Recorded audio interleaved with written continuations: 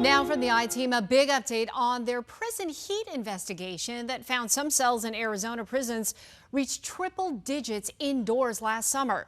The I-Team's Erica Stapleton has been reporting on this issue for more than a year now, particularly focusing on Perryville Women's Prison in Goodyear. All right, Erica, since you started reporting on this issue, the Corrections Department has been taking some action here, right? Air conditioning going into Perryville. What do you have?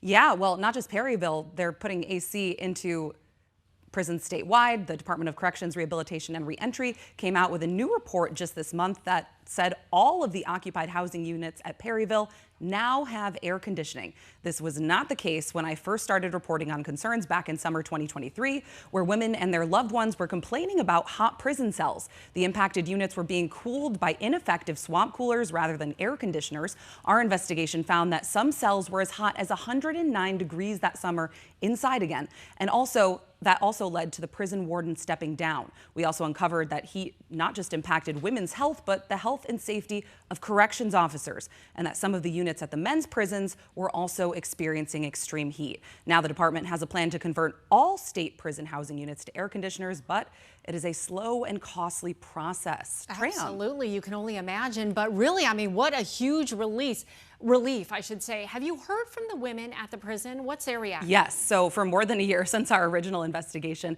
I've been in touch with the women that are incarcerated there. They'll send me messages, kind of give me some tips. Sometimes they know stuff before we hear it from the media relations team. But yeah, what I've heard from them is a thank you for shining a spotlight on the issue that I think accelerated this conversion plan. So you said it's obviously slow and costly, but when are some of the rest of the projects going to be done? So there's completed projects, and then there's projects that are currently underway, and then some are in the funding stage. So what we're looking at right now is fiscal year 2026. So it might still be a few more years until all the prisons statewide have air conditioning units in all of their cells. And that's, might be a rough summer for some of them going ahead for the next couple of years. Why does it take so long? Well, most of the buildings are older and they have to be retrofitted, and then funding. I'm sure the people at the Department of Corrections want to just wave a wand and say, let's do it, let's get it done. But the budgets, you got to be respectful of the budgets. You have to ask for the money. And again, it's a lot of heavy equipment. So there's a lot of things to consider here. But overall, this is steps in the right direction from everyone we've interviewed. Yeah, so it's happening. Yeah, I'm glad to see an update like this for sure.